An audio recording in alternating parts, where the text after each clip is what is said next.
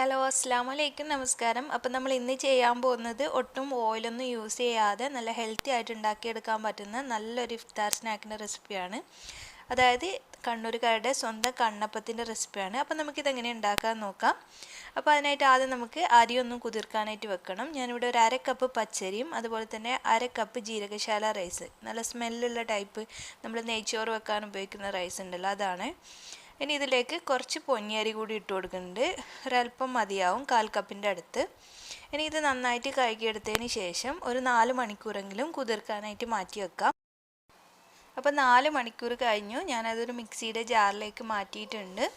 അതിനുശേഷം ഞാൻ ഇതിലേക്ക് ഒരു 1/2 കപ്പ് തേങ്ങ ചിരകിയത് ചേർത്ത് കൊടുക്കുന്നുണ്ട്. അതുപോലെ തന്നെ ഒരു കോഴിമുട്ട കൂടി ഇതിലേക്ക് ചേർത്ത് കൊടുക്കാം. എന്നിട്ട് നമുക്ക് ആവശ്യത്തിനുള്ള വെള്ളം ഒഴിച്ച് ഇത് നന്നായിട്ടൊന്ന് അരച്ചെടുക്കണം. ഞാനിപ്പോൾ ആദ്യം ഒരു 1/2 കപ്പ് വെള്ളം ഒഴിച്ചിട്ടാണ് അരച്ചെടുക്കുന്നത്. പിന്നീട് നമുക്ക് വെള്ളം ആവശ്യമാണെങ്കിൽ കുറച്ചുകൂടി ചേർത്ത് കൊടുത്താൽ മതിയാവും. അപ്പോൾ ഇത് നന്നായിട്ട് അരച്ചെടുത്തിട്ടുണ്ട്. അപ്പോൾ ഇത് കുറച്ചൊന്ന് കട്ടിയിലാണ് ഇരിക്കുന്നത്. നമുക്ക് ഇത്രയും കട്ടിയുടെ ആവശ്യമില്ല, കണ്ടില്ലേ, ഇത്ര കട്ടിയുടെ ആവശ്യമില്ല. അപ്പോൾ ഇത്ര കട്ടിയിൽ ചെയ്യുമ്പോൾ ഉള്ളു വേവാത്തതിൻ്റെ പ്രശ്നമൊക്കെ വരും. അതുകൊണ്ട് കുറച്ചുകൂടി വെള്ളം, ഏകദേശം ഒരു 1/4 കപ്പിൻ്റെ അടുത്ത് വെള്ളം ഞാൻ ഒരു മിക്സിയുടെ ജാറിൽ തന്നെ ഒഴിച്ചിട്ട് ഇതിലേക്ക് ഒഴിച്ചു കൊടുത്തിട്ടുണ്ട്.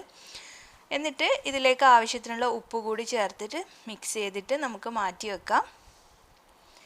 അപ്പോൾ ഇനി നമുക്കിതിൻ്റെ അകത്തേക്ക് വേണ്ട ഫില്ലിങ്സ് തയ്യാറാക്കണം.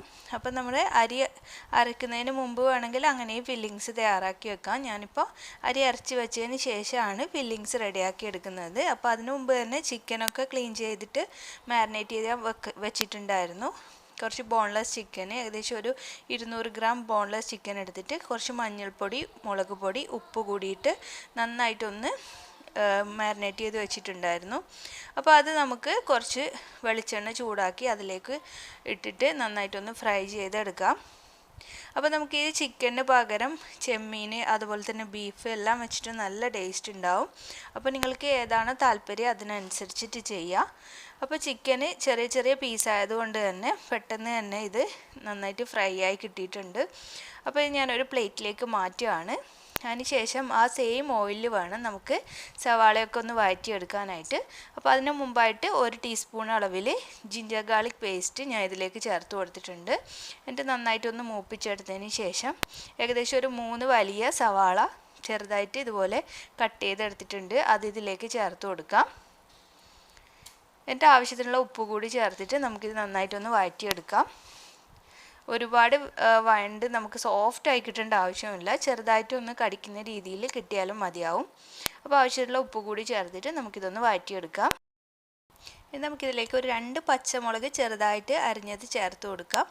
എന്നിട്ടൊന്ന് വഴറ്റിയതിന് ശേഷം നമുക്കിതിലേക്ക് നമ്മൾ നേരത്തെ റെഡിയാക്കി വെച്ചിട്ടിരുന്ന ചിക്കൻ ഉണ്ടല്ലോ, അത് ഒന്നുകൂടി ചെറിയ ചെറിയ പീസാക്കിയതിന് ശേഷം ഇതിലേക്ക് ചേർത്ത് കൊടുക്കുന്നുണ്ട്. അപ്പോൾ മിക്സിയിലിട്ട് ക്രഷ് ചെയ്യേണ്ട ആവശ്യമൊന്നുമില്ല, നമ്മൾ കത്തി വെച്ചിട്ടോ കൈ വെച്ചിട്ടോ ഒന്ന് ചെറിയ പീസാക്കി എടുത്താൽ മതി. ഇനി കുറച്ച് സമയം കൂടി ഒന്ന് വഴറ്റിയതിന് ശേഷം ഞാൻ ഇതിലേക്ക് ഗരം മസാല ചേർത്തു. പിന്നെ കുറച്ച് മല്ലിയില കൂടി ചേർത്തിട്ട് ഫ്ലെയിം ഓഫ് ചെയ്തു. എന്നിട്ട് കുറച്ച് സമയം ഈ ഒരു ഫില്ലിങ്സ് തണുക്കാനായിട്ട് മാറ്റി വെച്ചു. അതിനുശേഷം ഒരു ഇഡ്ഡലി പാത്രത്തിലേക്ക് വെള്ളം ഒഴിച്ചിട്ട് അത് തിളച്ച് വന്നിട്ടുണ്ട്. അപ്പോൾ ഇഡ്ഡലി തട്ടിൽ ഞാൻ ഓയിലൊക്കെ സ്പ്രെഡ് ചെയ്ത് കൊടുത്തിട്ടുണ്ട്. എന്നിട്ട് നമ്മൾ നേരത്തെ അരച്ച് വെച്ചിരിക്കുന്ന മാവ് ഇതിലേക്ക് 1/4 ഭാഗത്തോളം ഒഴിച്ചു കൊടുക്കുകയാണ്.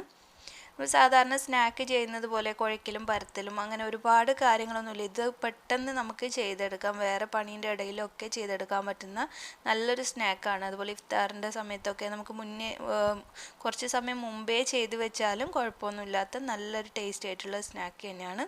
നമ്മൾ നേരത്തെ ഉണ്ടാക്കി വെച്ചിരിക്കുന്ന ഈ ഒരു ഫില്ലിങ്സ് ഓരോ സ്പൂണ് വീതം ഇതിൻ്റെ മുകളിൽ പ്രസ് ചെയ്ത് കൊടുക്കേണ്ട ആവശ്യമില്ല, ജസ്റ്റ് ഇങ്ങനെ മുകളിൽ ഇട്ട് കൊടുത്താൽ മതി. എന്നിട്ട് ഏകദേശം ഒരു 20 മിനിറ്റ് കൊണ്ട് തന്നെ ഇത് കുക്കായിക്കോളും. അപ്പോൾ ഞാൻ അടുത്ത തട്ട് കൂടി വെച്ച് കൊടുക്കുന്നുണ്ട്. അങ്ങനെ 3 തട്ടിലും ഒരുമിച്ച് തന്നെയാണ് കുക്ക് ചെയ്തെടുക്കുന്നത്. അപ്പോൾ 3 തട്ടിലും ഇതുപോലെ തന്നെ 1/4 ഭാഗത്തോളം മാവ് ഒഴിച്ചതിന് ശേഷം ഫില്ലിങ്സ് വെച്ചിട്ട് റെഡിയാക്കിയിട്ടുണ്ട്. ഇനി ഇത് അടച്ച് വെച്ചിട്ട് ഏകദേശം ഒരു 20 മിനിറ്റ് ആയതിനു ശേഷം ഞാൻ ഒന്ന് തുറന്ന് നോക്കുകയാണ്. അപ്പോൾ 20 മിനിറ്റ് ആയപ്പോൾ തന്നെ ഇത് കുക്കായിട്ടുണ്ട്. മുകൾ ഭാഗം തന്നെ നമുക്ക് കണ്ടാൽ മനസ്സിലാവും. അല്ലെങ്കിൽ നിങ്ങൾ ഇതുപോലെ ടൂത്ത് പിക്ക് എങ്ങാനും വെച്ചിട്ട് ഒന്ന് കുത്തി നോക്കുക ഉൾഭാഗം കൂടി വെന്തിട്ടുണ്ടോയെന്ന്. അപ്പോൾ ഇത് വെന്ത് വന്നിട്ടുണ്ട്. അതിന് ശേഷം ഞാനിത് പുറത്തേക്ക് വെച്ച് ഒന്ന് തണുത്തതിന് ശേഷം ഇതുപോലെ ഇതിൽ നിന്ന് മാറ്റുകയാണ്. എന്നിട്ട് ബാക്കിയുള്ളത് കൂടി ഇതുപോലെ തന്നെ റെഡിയാക്കി എടുക്കുകയാണ് ചെയ്തത്. അപ്പോൾ നമ്മുടെ കണ്ണൂരുകാരുടെ സ്വന്തം കണ്ണപ്പം, അതുപോലെ തന്നെ ചിക്കൻ ഇഡ്ഡലി, ഒരുപാട് പേരിൽ ഇത് അറിയപ്പെടുന്നുണ്ട് പല സ്ഥലങ്ങളിലായിട്ട്. അപ്പോൾ നിങ്ങളുടെ സ്ഥലത്ത് എന്താണ് അറിയപ്പെടുന്നതെന്ന് നിങ്ങളൊന്ന് കമൻറ്റ് ചെയ്യണേ. പിന്നെ നിങ്ങൾക്ക് ഈ വീഡിയോ ഇഷ്ടമായാൽ തീർച്ചയായിട്ടും ലൈക്ക് ചെയ്യാനും ഷെയർ ചെയ്യാനും മറക്കല്ലേ. അതുപോലെ തന്നെ ചാനൽ ഇതുവരെ സബ്സ്ക്രൈബ് ചെയ്യാതെ കാണുന്ന ആരെങ്കിലും ഉണ്ടെങ്കിൽ നിങ്ങൾക്ക് എൻ്റെ റെസിപ്പീസ് ഇഷ്ടമാവുകയാണെങ്കിൽ ഒന്ന് സബ്സ്ക്രൈബ് ചെയ്ത് സപ്പോർട്ട് ചെയ്യണേ. അപ്പോൾ ഇനി മറ്റൊരു നല്ല വീഡിയോ ആയിട്ട് വരുമ്പോഴേക്കും താങ്ക് യു.